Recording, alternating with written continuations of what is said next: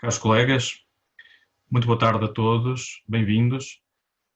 Estamos neste momento cultural promovido pelo Conselho Regional do Porto de Ordem dos Advogados, como todos sabem, incluído na comemoração da Semana do Advogado, este ano com esta particularidade de o estarmos a fazer, enfim, pelas forças das circunstâncias, online, para todos vós, e não estarmos, enfim, juntos num jantar ou noutro qualquer evento, tem que ser assim, mas cá estamos.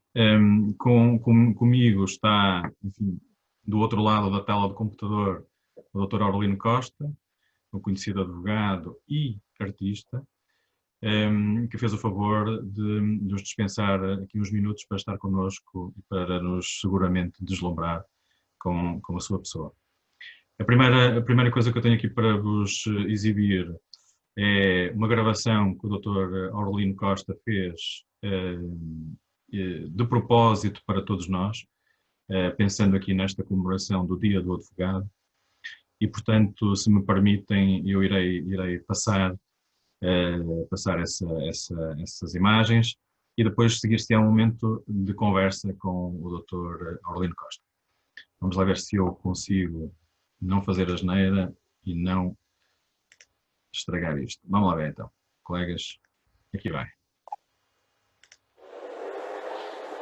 Olá, eu sou o Aurelino Costa e quero agradecer ao Conselho Distrital do Porto, da Ordem dos Advogados, este convite integrado nesta efeméride das comemorações do Dia do Advogado. Estamos na sala de audiências do Tribunal Judicial da Póvoa de Varzim. Aqui temos um magnífico painel que entrega do Floral à Póvoa de Varzim por Dom Dinis, e que é um painel da autoria de Augusto Gomes. E não é por acaso, é o Dom Dinis. Dom Dinis, que para lá de um grande rei, foi também um grande poeta. E a minha vida também está ligada, de certo modo, a vida fundamental, ligada tem duas fases, duas luas, que é precisamente a vida do advogado e também a vida ligada à literatura. E fundamental, portanto, à poesia. E eu, à coragem dos nossos tempos, felicitando desde já todos os meus queridos colegas, felicitamos, e é um canto, no fundo, à coragem, que é o Cântico Negro de José Maria dos Reis Pereira, José Reis, para todos. Vem por aqui. Dizem-me alguns com olhos doces, estendiram os braços e seguros, de que seria bom que eu os ouvisse quando me dizem: vem por aqui. Eu, olhos com olhos laços, há nos meus olhos ironias e cansaço, e cruzo os braços e nunca vou por ali. A minha glória é esta: criados de humanidade, não acompanhar ninguém, que eu vivo como mesmo sem vontade, como que rajei o ventre, a minha mãe. Não vou por aí. Só vou por onde me levam meus próprios passos. Se é o que busco saber, nenhum de fora responde, porque me repetis: vai por aqui. Prefiro escorregar nos becos lamacentos, redemoinhar aos ventos, como farrapos, arrastar os pés sangrentos, a ir por aí. Se vem ao mundo, foi só para explorar florestas virgens e desenhar meus próprios pés na areia e na explorada. O mais que faço não vale nada. Como pois sereis vós que me dareis ferramentas, impulsos e coragem para derrubar os meus próprios obstáculos. Corre nas vossas veias sangue velho dos avós, e vossa mais do que é fácil, e o amo longe e a miragem, aos abismos, as torrentes, os desertos. E tendes estradas, tendes jardins, tendes canteiros, tendes tetos, tendes pátrias, tendes regras, tratados, filósofos e sábios, eu tenho a minha loucura. Levanto como um facho, a arder na noite escura, e sinto espuma, sangue e cânticos nos lábios. Deus e o diabo me guiam, mais ninguém. Todos tiveram pai, todos tiveram mãe, mas eu, que nunca principio nem acabo, nasci do amor, cá entre Deus e o diabo. Ah, que ninguém me diga piedosas introduções, ninguém me peça definições, ninguém me diga feio por aqui. A minha vida é um vendaval que se voltou, é uma onda que se levantou, é um átomo a mais que se animou. Não sei por onde vou, não sei para onde vou, sei que não vou por aí.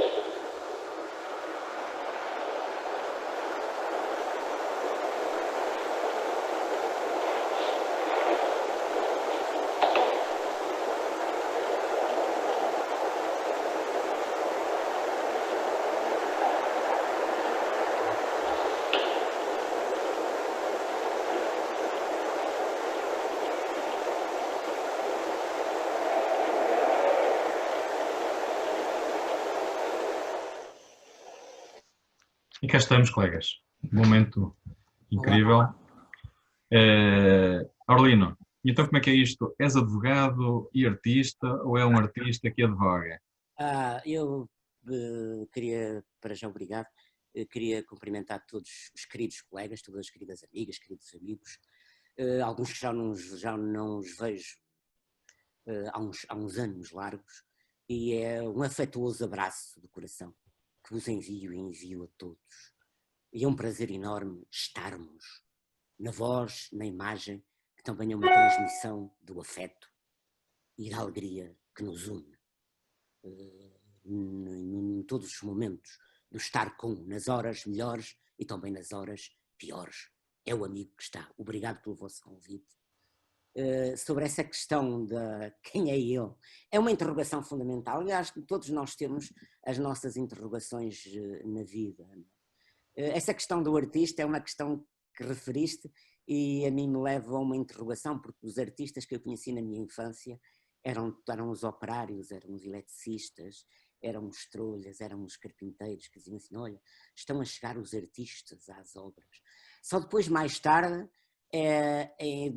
ou seja, com o crescimento, com a infância e com a adolescência e a ligação às artes, é que compreendo de facto essa tal margem, que também não é uma margem muito distante dos outros artistas, ou seja, no fundo são os criadores. Todos nós somos criadores, de certo modo, somos criadores na vida, ou seja, desde que não nos deixemos arrondar, ou seja, o efeito rotunda, constante rotunda, pela rotina diária, não é? Há momentos, e também o artista não é só aquele que produz, não é só o poeta, não é só o músico, não é só o bailarino, não é só o pintor, não é só o escultor, é também aquele que aprecia, é aquele que ouve, aquele que vê, aquele que escuta, o que tem o sentido perceptivo. E foi, digamos, a minha vida teve esse caminho. Eu tenho uma ascendência agrária, de pequena agricultura, do meu pai que era ferroviário, que era um ausente de casa.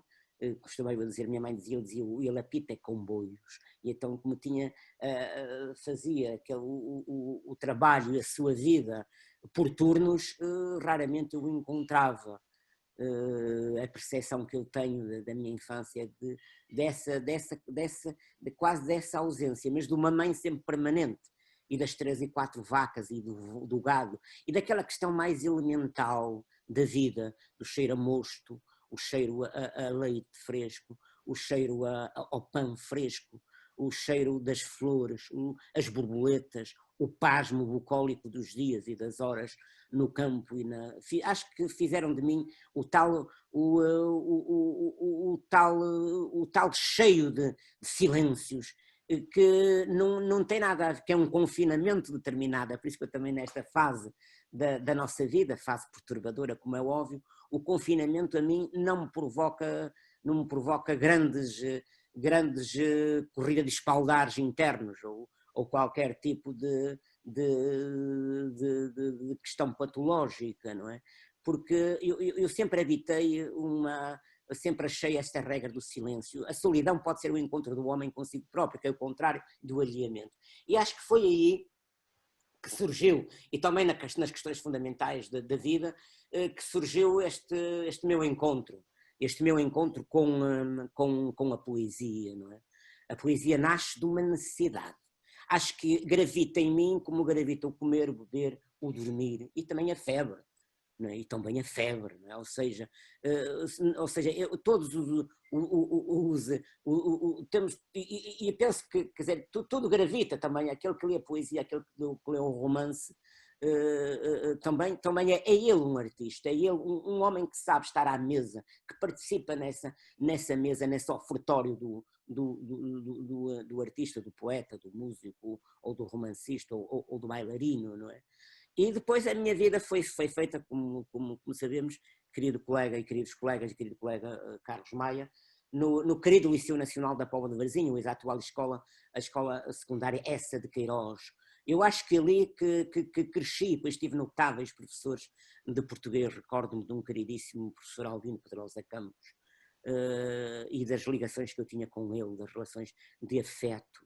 Eu gostava imenso que eu fizesse a leitura dos textos nas aulas, na sala, e levei-o sempre comigo para a vida, mesmo quando foi para a licenciatura para Coimbra, levei-o sempre comigo para a vida e fiz questão num dos primeiros livros meus, que foi apresentado no auditório municipal da Póvoa de Varzim, ainda sobre a presidência de Macedo Vieira e do atual vereador do Luís Diamantino, com a presença do maestro também do António Vitorino de Almeida, que fizemos um recital de poesia e de piano à volta desse livro, e esse querido professor estava lá, esteve presente, o Albino Campos, embora com uma certa, já doentinho, mas brilhante no afeto, brilhante no olhar, na sua figura deliciosa e bela da vida, não é?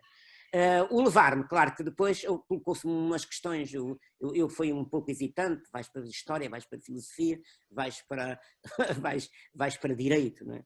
E até que eu disse, bem, eu estou um bocadinho, se ficar aqui no Porto, estou muito perto de casa, eu também necessito de fugir, de sair. E então é nessa altura que eu decido ir para direito. Direito com um sentido também de justiça, mas também ligado à literatura. Aquele fenómeno da questão coimbrado, do Essa de Queiroz, do Oliveira Martins, do grande Antero de Quental, não é? Eram figuras que me fascinavam, não é? Não é? Figuras que me fascinavam e eu queria conhecer. E também havia aquela coisa, eu ouvir uma guitarra, ouvir uma guitarra era uma coisa que pulava em mim e querer conhecer aquela faculdade, né? Digamos, querer conhecer onde esteve, digamos, o nosso Deus da literatura, que é o Luís Vaz de Camões, não é?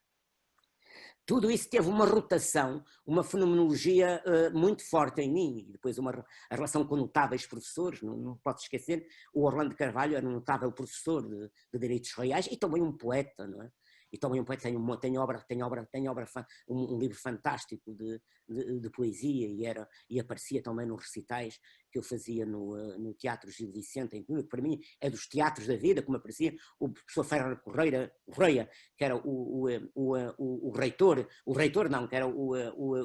da universidade na altura, da Universidade de Coimbra, na altura em que eu estou estudante em Coimbra, depois mais tarde é que vem o professor Rio Larcão, mas foi uma coisa curiosa, é que eu sou convidado para as comemorações do Dia de Portugal e das Comunidades no Brasil, para dizer poesia no Real Gabinete Português de Leitura do Rio de Janeiro, e quem vou lá encontrar é precisamente o professor o professor Ferreira Correia e a sua secretária, a Elisa, aquela senhora da televisão. E ele viu-me e sorriu e disse, ei, vamos ter poesia. É verdade, querido reitor, e não tratei para o reitor nessa altura, não é? E que nos deixa cessa de saudades, pois ele nessa altura já era o diretor da Fundação Calouste Gulbenkian em Lisboa. E portanto toda a minha vida foi, embora houvesse ali uma hesitação, de facto também a meados do curso houve uma hesitação para mudar para a filosofia, mas entretanto continuei e acabei o curso e regressei, de facto, à Póvoa de Varzim, em que fui estagiário de um querido, também de um querido mestre, que tem um notável livro também de poesia, que é o Alberto Cadilho, o saudoso Alberto Cadilho, de quem todos nós temos muitas saudades, em que eu faço o estágio logo a seguir ao meu querido colega Dr. Carlos Mateus, e faço esse estágio com o Alberto Cadilho, que sempre tivemos uma relação muito, muito saudável, depois também todos aqueles juízes que eu conheci inicialmente no Tribunal Judicial da Póvoa de Varzim, que tenho por eles uma gratidão e um abraço enorme, o Juiz Ramos, o Antas de Barros, na altura o corregedor, aqueles tribunais coletivos. Eu adaptei-me com alguma facilidade à vida do advogado, mas a vida do advogado é uma outra, nada tem a ver com a vida do poeta e do criador, não, esse não, há um rompimento brutal. Esse é um outro, o outro é um outro, pronto, digamos, temos que separar as damas. E muitas vezes nunca se arreliaram um com o outro, eu também nunca fiz poesia da minha vida de advogado, nem a minha vida de advogado interferiu na vida poética, embora, recordo, numa das primeiras oficiosas, na primeira oficiosa, em que, feita no Tribunal Judicial da Póvoa de Varzim, em que eram 40 arguidos, na altura chamavam-se réus, uma coisa fabulosa, que fizemos julgamentos pela manhã, pela tarde e pela noite, para não ir para férias, e recordo-me que eu me vi, quer dizer, toda a gente, éramos 20 advogados, eu estava nos meus inícios, e chegou àquela fase das alegações, em que eu disse assim, agora o que eu vou dizer, em alegar, claro, eu disse duas coisas, e acabei as minhas alegações com um poema do Carlos Drummond de Andrade, aquele célebre poema de qualquer tempo é tempo. A hora mesmo da morte é a hora de nascer. Nenhum tempo é tempo bastante para a ciência de ver, rever. Tempo contra tempo anulam-se, mas o sonho resta de viver. E disse, haja esperança. As nações jovens tereis esperança de portanto, mudar a vida. Mas também foi, o que me levou também ao direito, também era aquele sentido da justiça também ligada ao belo, que nós sabemos que aquilo que sabemos que interessa é a segurança, o efeito, a tal relação e o conflito que é entre segurança muitas vezes e justiça, não é? E levei sempre comigo também aquela frase do meu querido professor de introdução ao estudo do estudo de direito, o professor Castanheira Neves, que ele dizia assim, a verdadeira justiça só será aquela que se recusa a cobrir com o equilíbrio aparente das justificações formais as manifestas injustiças dos desequilíbrios reais. Veio isto, mas isto, claro, levaria ao poder discricionário, que temos que obedecer, de facto, à lei, ao jogo, àquele xadrez. Enquanto que a arte não tem nada a ver com o xadrez. A arte é precisamente o rega. Se eu andar muito da rega, sou um militar, eu ando ali, então ando ali na farda, ando ali fardado, como todos nós andamos, com o devido respeito, né? Ou seja, regrados. Portanto, a construção poética, a construção escultórica, a construção musical, tem as suas linhas mestras, como é óbvio. Tenho os seus alicerces, o ferro, a sua casa, brutal e magnífica. Se queremos ser alguma coisa, não é atingir o Jerónimo, mas ao menos ser alguma capela, mas uma capela que não seja capelinha da outra. Ou seja, nós temos de ter o sentido do inusitado. Não é? Eu penso que até em matéria da arte agora, da arte para haver parte no contemporâneo, o mínimo exigível será um acrescento. Onde existam, dizia o António Gamoneda, que estive nas correntes escritas na Póvoa de Varzim, referiu, onde haja, no mínimo haja o resíduo da não repetição. Ora, isto não é fácil, depois daquilo que escreveu Camões, não é? Daquele magnífico poema que é aquele que suponhamos, aquele que é o busca amor, novas artes, novo engenho, para matar-me, novas esquivanças, que não pode tirar-me as esperanças, que o mal me tirará o que eu não tenho. Olhai de que esperanças me mantenho, vede que perigosas seguranças, que não temo contrastes nem mudanças, andando em bravo mar perdido lenho, mas conquanto não pode haver desgosto, onde esperança falte, lá se esconde amor, o mal que mata e não se vê, que dias há que na alma me tem posto não sei quê, vem não sei como, nasce não sei onde, e dói não sei porquê. Ora, depois de escrever isto, como é que a gente vai escrever um poema de amor? Como depois de eu ter escrito também a Binamé, na alma minha, gente, do que te partiste. Isto são coisas, é preciso ver-se, ou seja, o atrevimento é bonito, mas o atrevimento onde haja o inusitado, onde haja o gozo de alguém que, este tipo traz novidade, não é? Claro que nós temos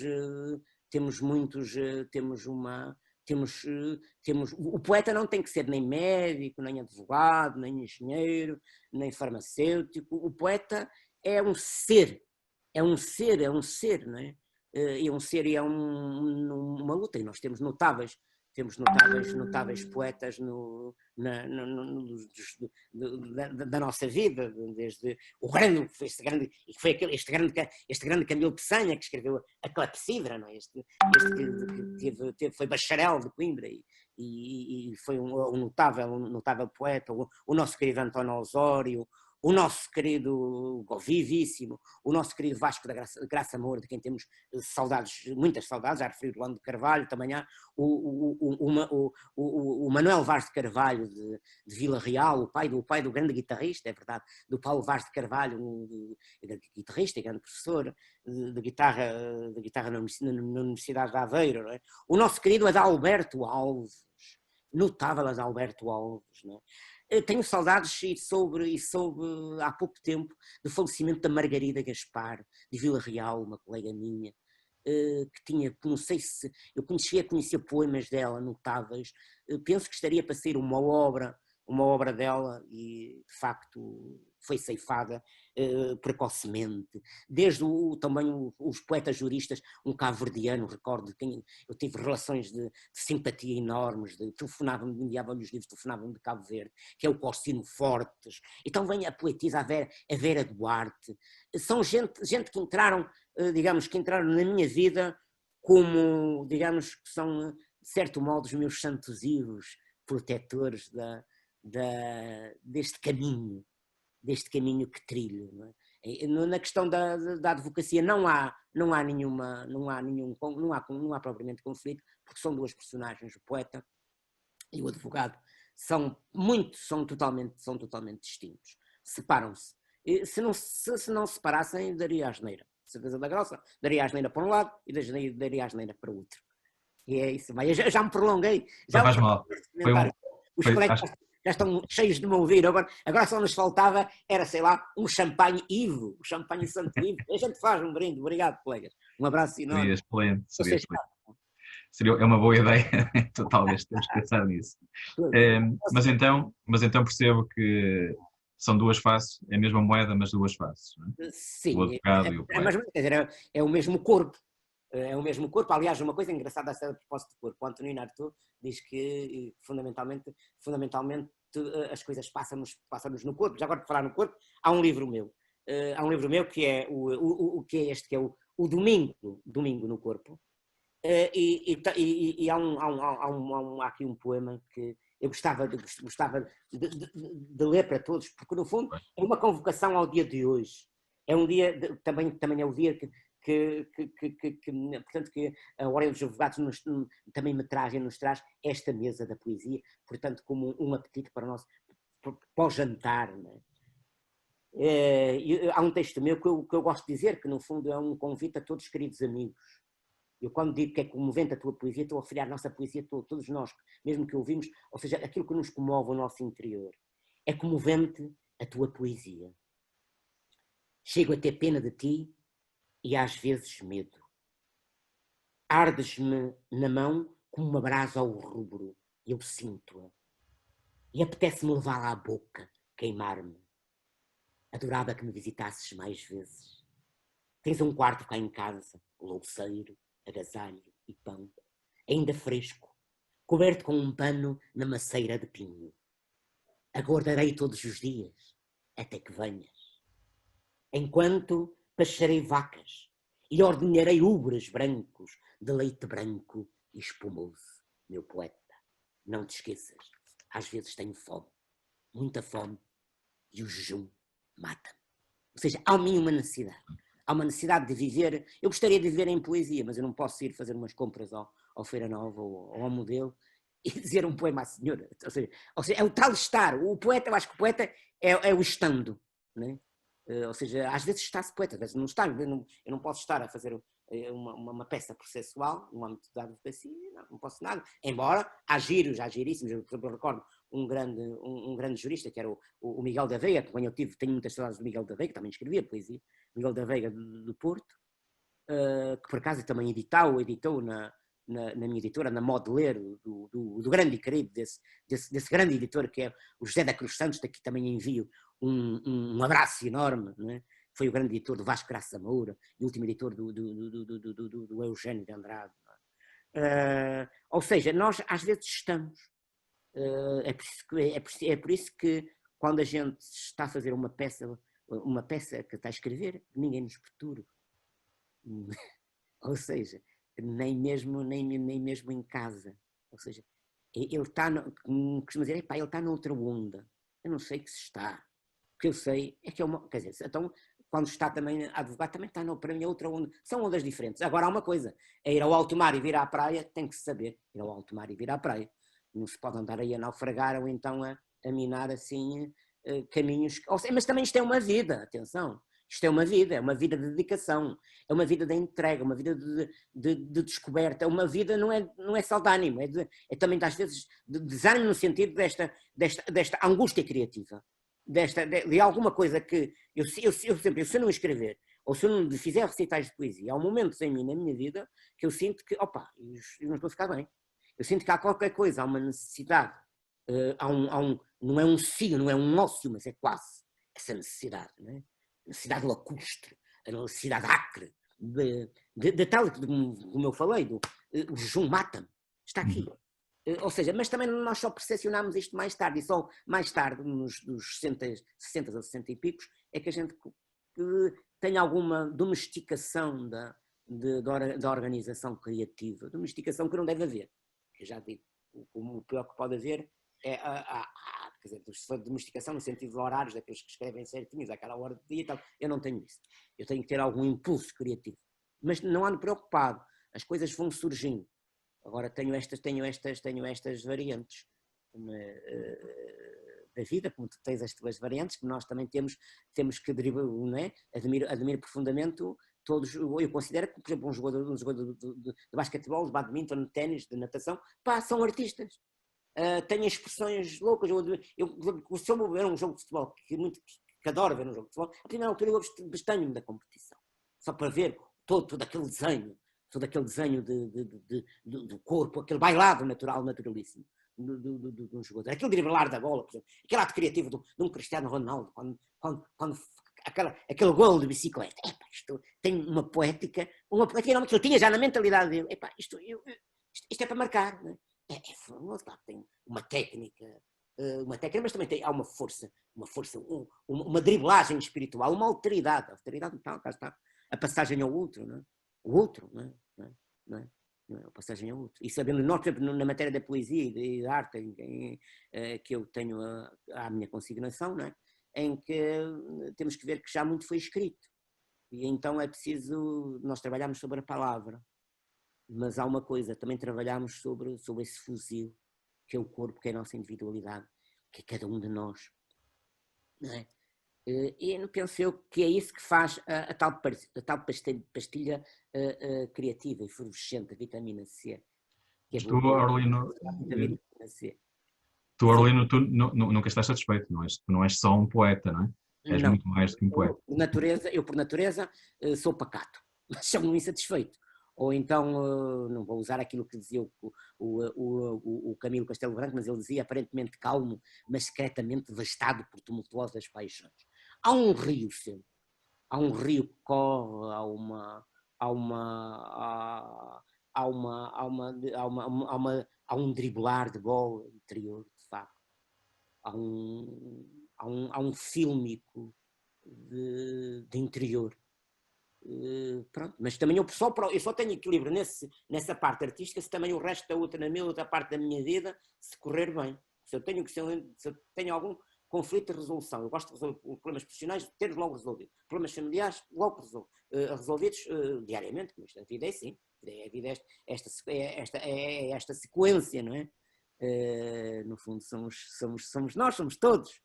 Eu não estou a falar nada que seja digno de apontamento ou de anotação, mas esta é a verdade das coisas, não é? É isto. E então, fala-nos lá dos teus livros. Eu gosto particularmente do último, da Gadanha. Da Gadanha, este último livro da Gadanha, que foi nomeado para a prémio da SPE, da Sociedade Portuguesa de Autores, é este que foi editado pela Modeler, por esse querido editor,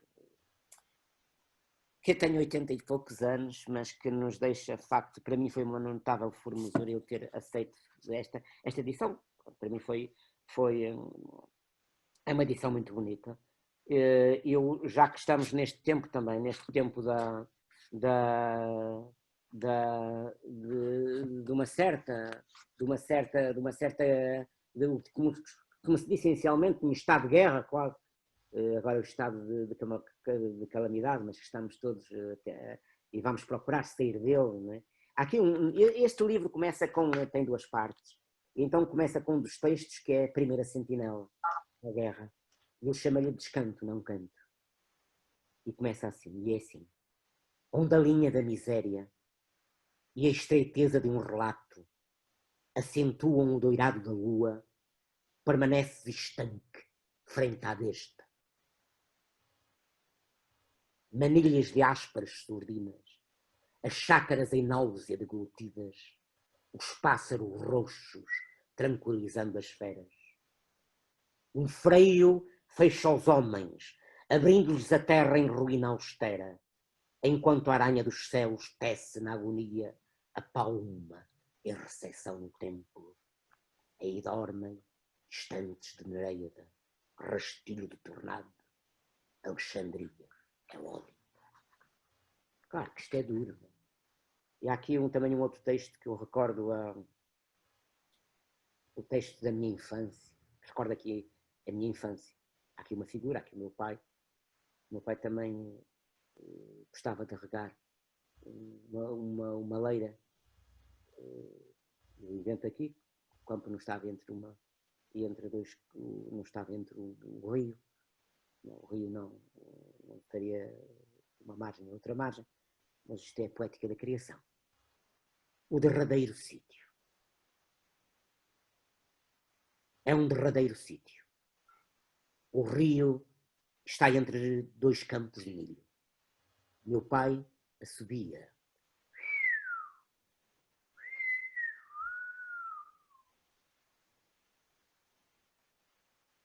Ele sabe que eu não o vejo. Se me visse, ficaria parado a olhar o rio. Lembrem, ele nunca me leu. Isto magoa. Nunca mais fomos os mesmos. Não seremos. Enquanto se falar de rios e de margens, vou ter de me despir se quero nadar. Nu nas águas é a minha infância, coada pelo sol pendular dos ramos dos salgueiros. Queria nadar. Um parafuso, um remoinho de água e areia. Um guarda-rios salvou-me de morrer afogado. Passei a olhar a água com o respeito nobre dos assustados. Desenhem para mim um fósforo de cera que ainda arde. Como eu queria ser homem. Nessa altura fugia dos que chutavam bolas de farrapos no chão. Escrevi na lousa a palavra veleidade. Até hoje. Até queimar a vela. Pronto, isto tinha alguma coisa de verdade. Por causa de para morrer afogado no rio é verdade. Aquela coisinha. Como é que se chama isto? É o Redemoinho. remoinho. Um poço, não é? Do rio. Areias. Estava a entrar nesse poço. Chama-se um remoinho. Também temos aqui, há um livro meu, há um outro livro, há um dos primeiros livros, para lá daquele de um livro inicial, de 1976, que um dia penso que irá voltar a falar-se nele, que é a Gestação Poética. Eu tive cuidado de chamar a Gestação Poética. Tem também um prefácio de um queridíssimo amigo meu, que era o querido professor de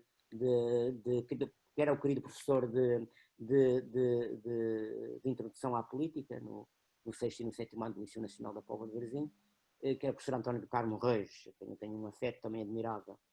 Tenho aqui, este aqui é a Poesia Solar, que tem um prefácio do professor António Apolinário de Lourenço da Faculdade de Letras da Universidade de Coimbra.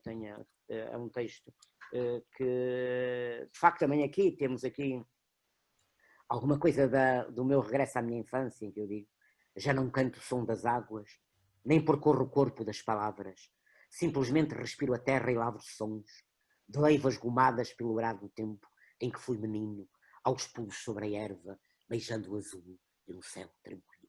que está o puto. Né? Este puto que, pronto, aí é que talvez tenha começado nesse andar livre, nesse andar solar, aliás, chama-lhe poesia solar, é que terá nascido, de facto, a escrita da poesia, porque a poesia já tem que existir dentro de nós, porque os poetas não se fazem. Os poetas não se fazem, os poetas há um nascer, e depois há um descoberto e há um cultivar. Há uma necessidade, ele topa que há qualquer coisa de necessário dentro dele, há algo de um pozinho que se vai desenvolvendo, não é? Também depois há um meu que é o Arreios do Tempo. Arreios do Tempo, que tem a edição da Guilherme Couçu de Lisboa, numa altura em que era editor, um queridíssimo amigo, e ainda muito querido amigo, o Alberto Augusto Miranda, que pertenceu a um movimento, movimento também eu faço parte, que era o movimento da incomunidade. Incomunidade é o incomum na arte, não tem nada a ver com a comunidade económica europeia. Era esse movimento em que estava eu, estava o Alexandre Teixeira Mendes, estava o António Ferra, a Armandina Maia de Lisboa, que também endereça um grande e um enorme abraço a todos.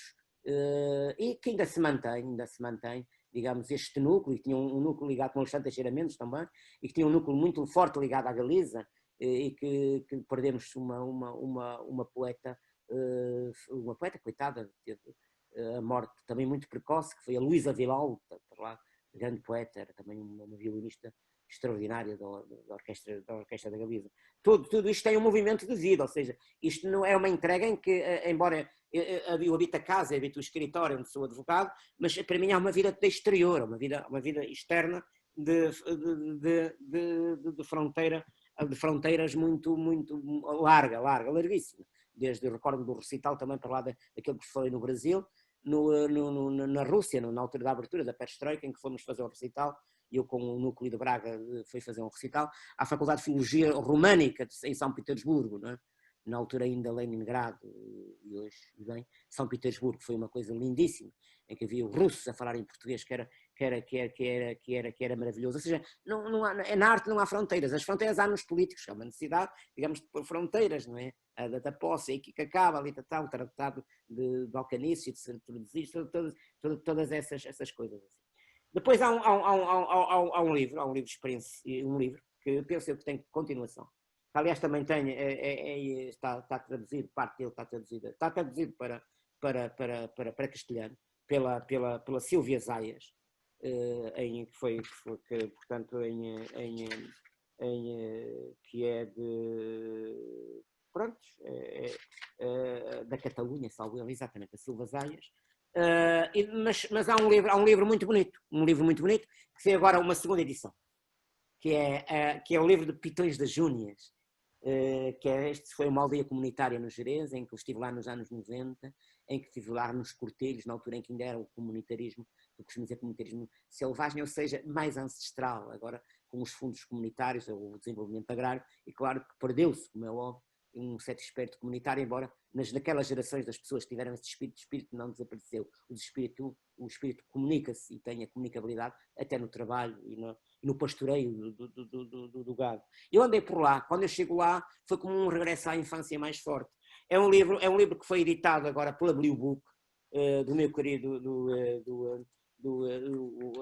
editado pela Blue Book, do meu querido amigo do meu querido amigo editor Lopes de Castro. É um livro lindíssimo, um livro muito bonito. Livro este que foi apresentada a segunda edição foi apresentada nas correntes descritas na Cova de Varzim também por um querido amigo, que é o Walter Ugumem, e que teve uma recensão lindíssima no jornal das letras, não é? E tenho aqui, por exemplo, um dos pequenos poemas é: com um filho no vento e outro no colo, cisca as ervas ao cebolo, era o olhar de quem olhava mais longe e afagava o gado mais que a mulher, não é? Pelo, viagem dúctil em neve, o lábio estreia outro lábio e assim se perde. Recomendo este livro, recomendo, porque é um livro muito bonito, acho que é um presente lindíssimo, não é? Teve uma recensão lindíssima também do Jornal, do Jornal das Letras, do JL. E pronto, assim, a vida é feita a vida é feita digamos, neste território que eu digo, que é um território angular, não é bem um círculo que se fecha, é mais com o sentido do ômega, do criativo, como é a mulher é um ômega para mim. É o sentido da criação, não um núcleo fechado, mas um núcleo aberto. Né? E temos de ser muito dados. Eu acho que recebi enormemente dos grandes mestres, mas também recebo enormemente das novas gerações de poetas belíssimos. Eu refiro, por exemplo, a um Nuno Silva, um vizinho aqui perto, que é um poeta, tem 25 anos, é um indivíduo que tem notável, a Lígia Reis também, de Lisboa. Digamos que temos de ter esta relação de relação de afeto, para já de afeto, e relação também de ser muito direto, digamos, muito direto para com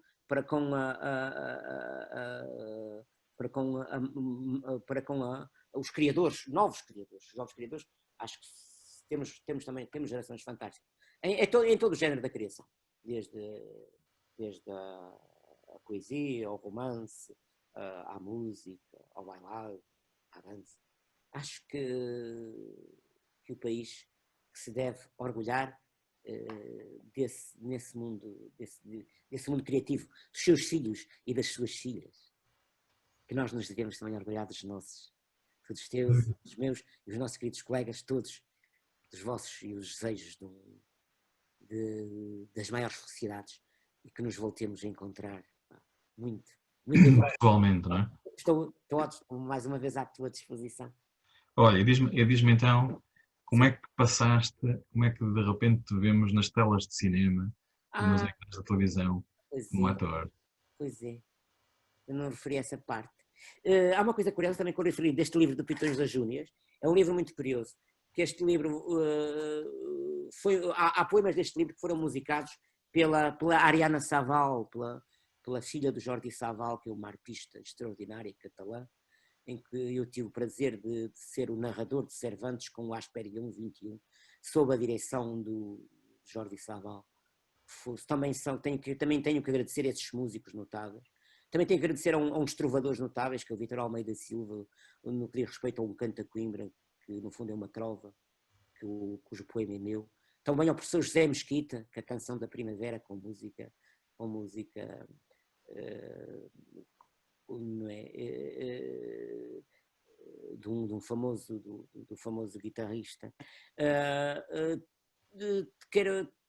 Tenho notáveis recordações de grandes músicos que passaram pela minha vida, desde as guitarras de Portugal, de a relação que tive com o Carlos Paredes, de ouvi-lo tanto em Lisboa como na Póvoa, como em Vila de Conde. Recordo-me com o nosso colega Carlos Costa da Póvoa de Varzim ter ouvido ainda era o antigo festival da Costa Verde, salvo erro, no casino da Póvoa de Varzim, em que ele tocou com o Paco, o Carlos Paredes com o Paco da Lucia. A música é uma coisa fenomenal que me está no corpo também.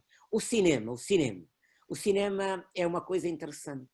O que me levou também ao cinema foi a poesia, foi a expressão, foi o modo de dizer poesia, em que eu estou na Póvoa de Varzim, nas correntes escritas, e faço um recital. Nessas correntes escritas está presente o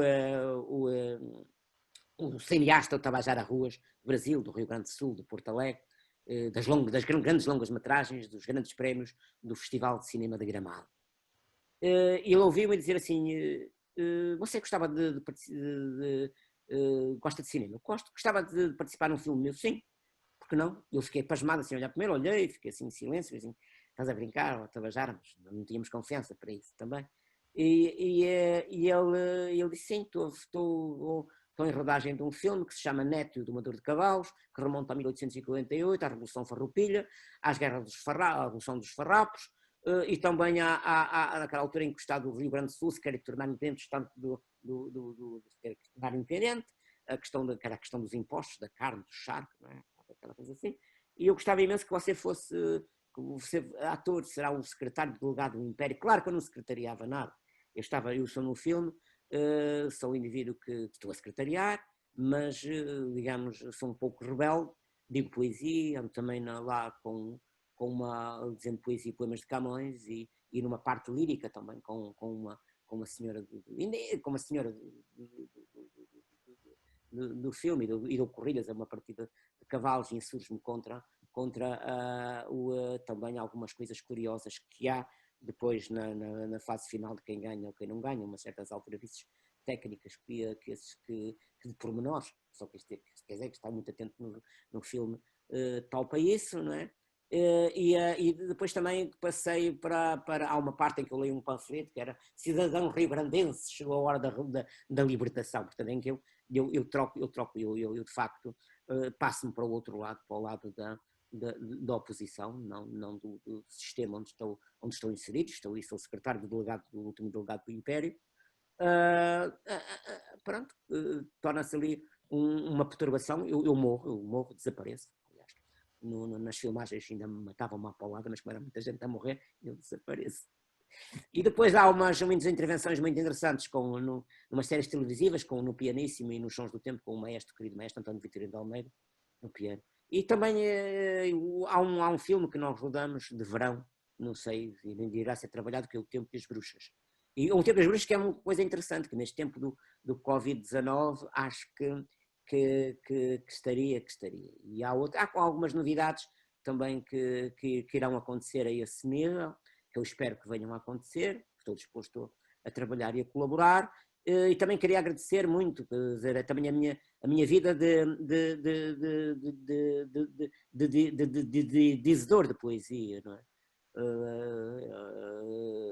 Desde aquele teatro que eu falei logo no início, voltando ao meu início da nossa conversa, no Teatro Gil Vicente, que foi o teatro da minha vida, em Coimbra, e que depois foi ao Magna da Reitoria da Universidade de Lisboa, o Teatro São Luís, em Lisboa, em que precisamente eu recordo-me também, queria também mandar um abraço com aquele notável guitarrista que é o Otávio Sérgio, o pai desse grande músico e compositor que é o Sérgio Azevedo, o Otávio Sérgio que acompanhou o José Afonso naquele o guitarrista que está no álbum, no programa do Coliseu, todos podemos ir ao YouTube.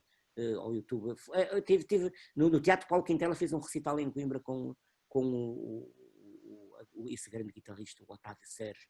São coisas que na minha vida me perduram, com o António Portugal, o cunhado do Manuel Alegre, que já faleceu, que eu sou muito amigo do filho do Manuel Portugal, também guitarrista e jornalista. Ou seja, isto está tudo um envolvimento.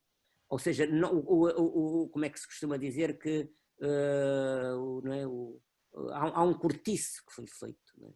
Nós somos essa matéria de quem nos gerou e da nossa vida particular, afetiva, de trabalho, de relação, de amizade, que é aquilo que eu pretendo que perdure na vida. Um dia, quando for reformado, encontramos todos, desde juristas, desde advogados, juízes, procuradores, funcionários, e darmos um abraço, de alegria, neste encontro de vida, que é aquilo que precisamos de facto, dessa alegria nascente, diária. E só nos podemos fazer com... Eu acho que hoje o mundo, aquilo que vinga é o amor, não é as ideologias. Está provado que a ideologia, para mim, como muito bem referiu o meu professor no Liceu Nacional da Póvoazinha, o António do Carmo Reis, a ideologia é pano que cobre mercadoria.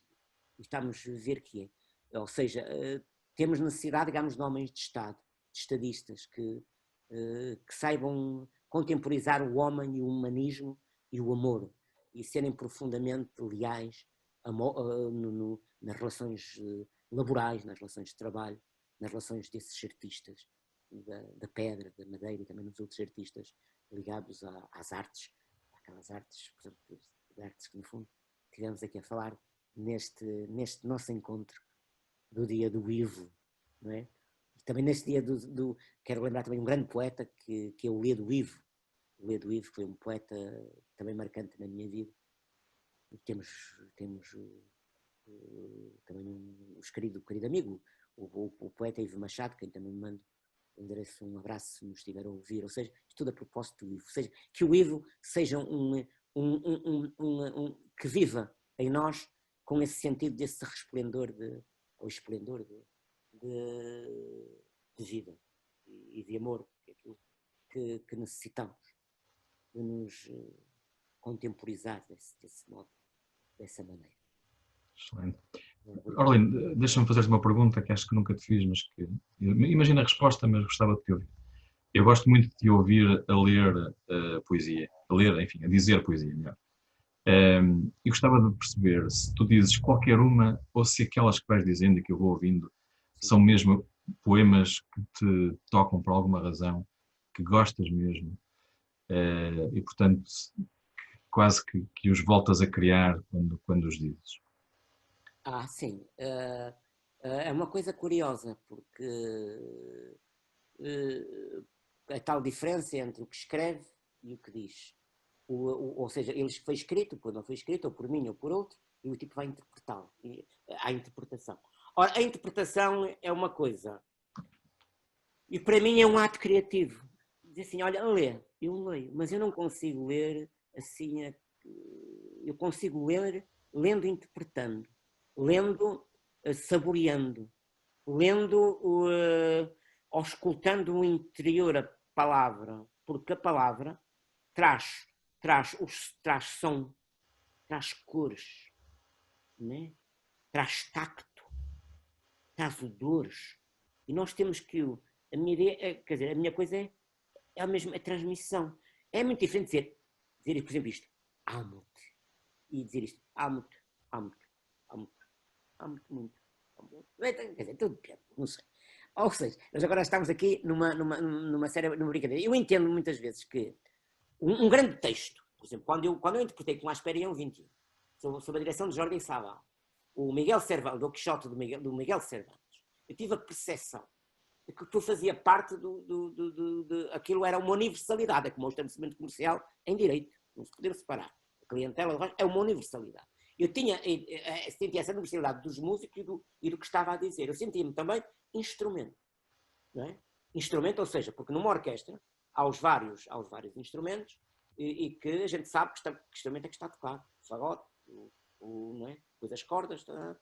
Sabemos o que é um contrabaixo, sabemos o que é um violoncelo, sabemos a disposição em palco dos violinos, das percussões que estão atrás. Ou seja, eu acho que o que diz poesia também tem isto.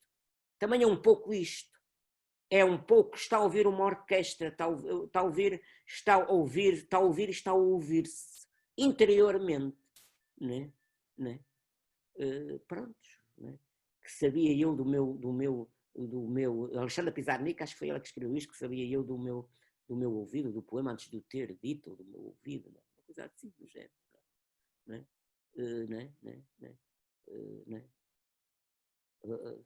É isto, o Alberto Bela que diz adolescentes repentinos, né? Há esta adolescência repentina, há esta luz. Eu não sei se tentei responder à pergunta, não sei se me desviei. Sim, claro que sim, Orlindo. Andei metáforas à volta dela, porque no fundo é esta, é uma levedura, que há uma fermentação, o tal fermento, o tal pão, né? O tal pão, o tal jejum, que sinto o jejum mata-me. Há essa, é isso, né? Há essa coisa. Por exemplo, eu recordo de uma determinada altura ouvir, tal, essa nota tem cor, na música. Cor? Extraordinário. Tem cor, pois. A arte da arte tem cor e tem expressões. Um jogo de futebol é uma expressão de um bairro enorme. Há um risco. Os pintores são formidáveis. Não é? O que é nós olharmos para um trabalho de admirável, que é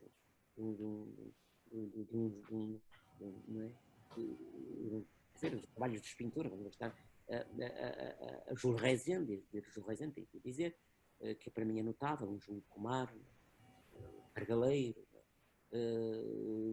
sei lá, o meu querido amigo Domingos Mateus, de matemática e pintor, acho que há Por exemplo, eu estou a ver os quadros dele, que é representado com arrumarias, especialmente aqui do norte, aquelas cores de sulfato, aquele ocre que ele dá, o sulfato, aquele azul, que era o azul que se usava, os efeitos que fazia para ornamentações das ruas e das festas nas aldeias, o próprio fogo de artifício.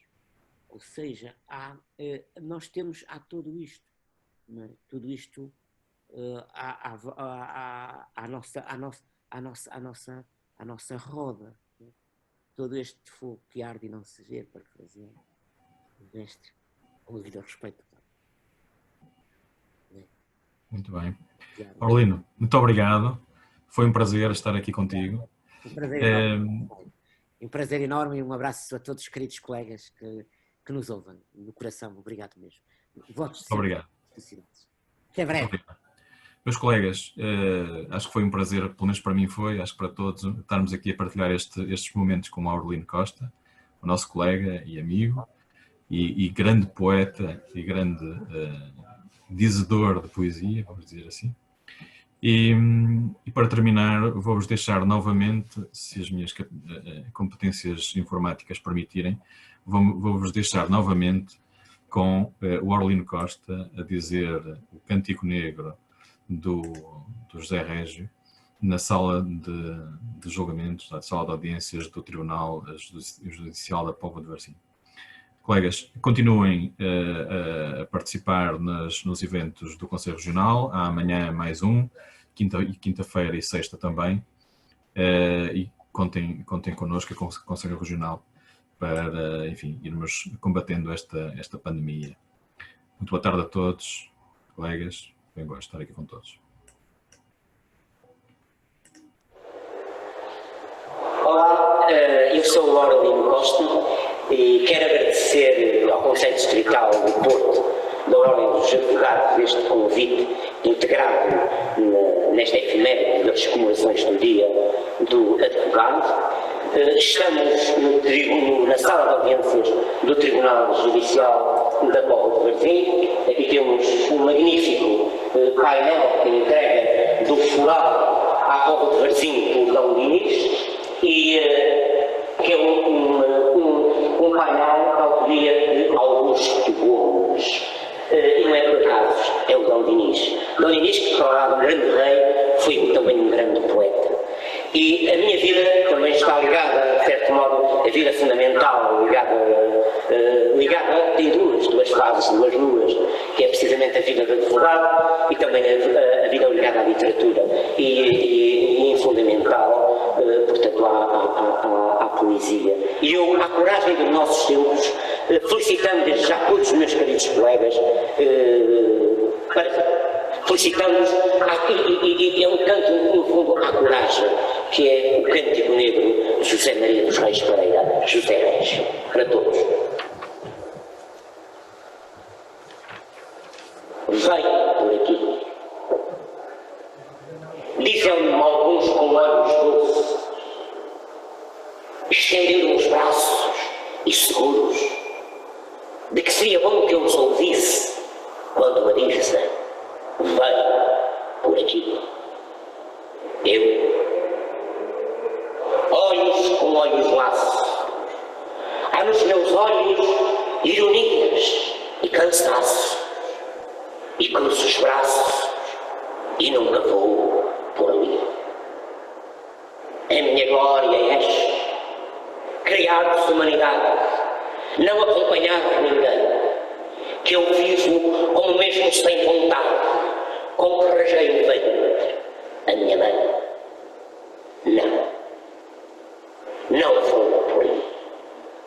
Só vou por onde me levam meus próprios passos. Se algum busca saber, nenhum de fora responde, porque me repetis: vai por aqui. Prefiro escorregar nos becos lamacentos, redemoinhar aos ventos, como farrapos, arrastar os pés sangrentos, a ir por aí. Se vem algum, foi só para explorar florestas virgens e desenhar meus próprios pés na areia e na explorada. O mais que faço não vale nada. Como, pois, sereis vós que me dareis ferramentas, impulsos e coragem para eu derrubar os meus próprios obstáculos. Corre nas vossas veias sangue velho dos avós, e vós amais o que é fácil. Eu amo longe e a miragem, amo os abismos, as torrentes, os desertos. E tendes estradas, tendes jardins, tendes canteiros, tendes tetos, tendes pátrias, tendes regras, tratados, filósofos e sábios. Eu tenho a minha loucura.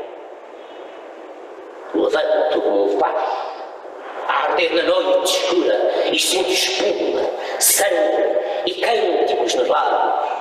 Deus e o diabo que me guiam, mais ninguém. Todos tiveram pai, todos tiveram mãe, mas eu, que nunca principio nem acabo, nasci do amor, cá entre Deus e o diabo. Ah, que ninguém me dê piedosas introduções, ninguém me peça definições, ninguém me diga bem por aqui. A minha vida é um vendaval que se voltou, é uma onda que se levantou, é um átomo a mais que se animou. Não sei por onde vou, não sei para onde vou, sei que não vou por aí.